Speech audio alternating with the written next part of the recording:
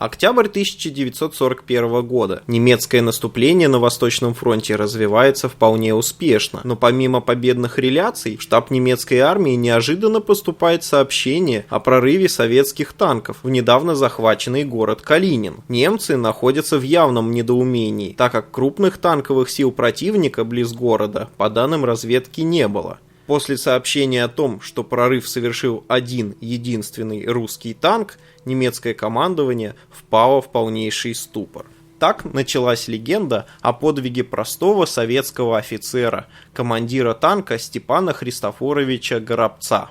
Родился он 8 февраля 1913 года в небольшом селе Долинское Кировоградской области Украины. До войны работал машинистом газонаддувной турбины на азотном заводе. Войну он встретил только что окончившим служебку старшим сержантом и к моменту совершения своего героического поступка имел всего месяц боевого опыта.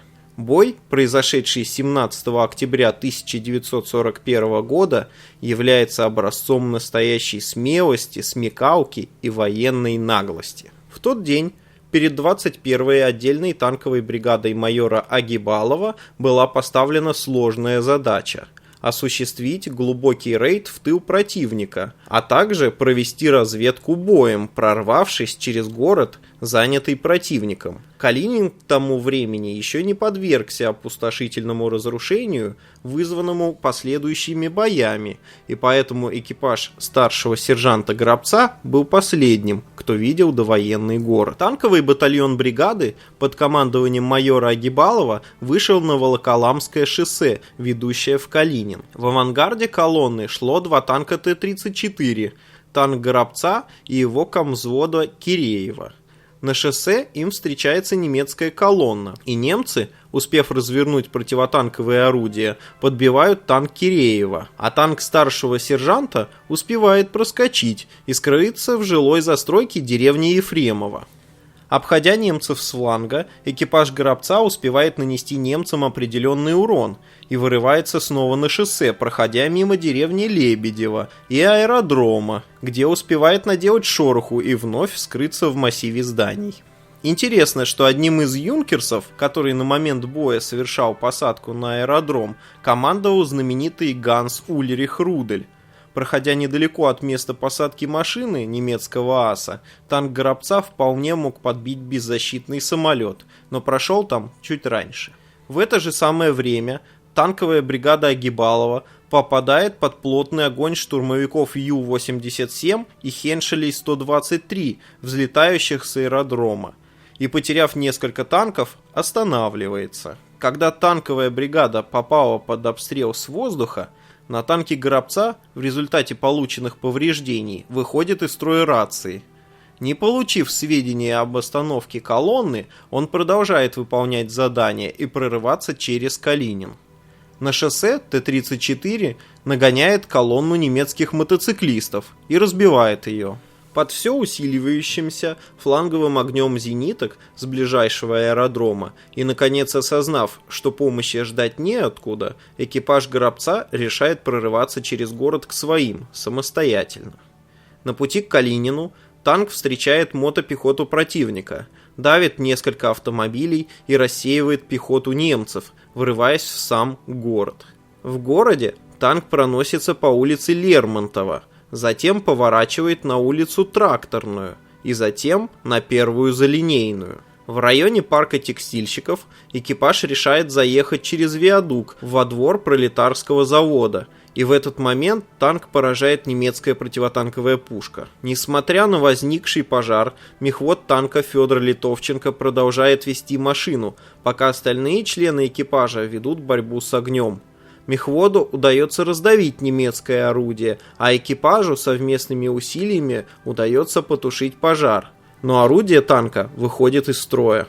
Машина Горобца следует по улице Большевиков, затем вдоль правобережья реки Тьмаки.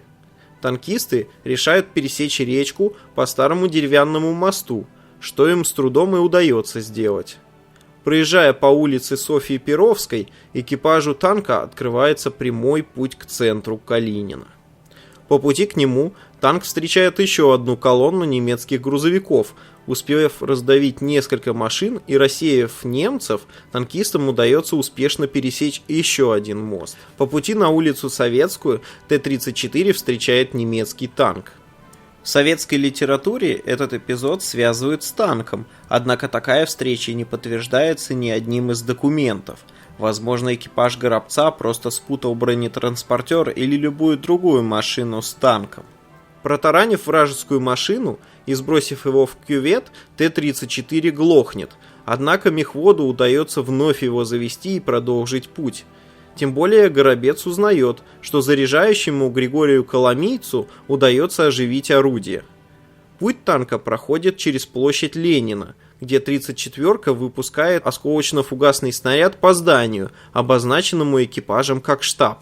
На выезде с площади немцы пытались остановить танк с помощью баррикад, но бесполезно. Снова вернувшись на Советскую улицу, танк прошел вдоль каменной застройки до ее самого конца. Через улицу Вагжанова, на которую свернул танк, экипаж вывел свою машину на Московское шоссе, где под сильным обстрелом своих и немцев Т-34 успешно прорывается к советским войскам. В журнале боевых действий Западного фронта появляется такая запись. Один танк под командованием старшего сержанта Бородец прорвался в Калинин, уничтожил 15-20 автомашин противника и вернулся в городню. Очевидно, что связь в штабе была поставлена из рук вон плохо.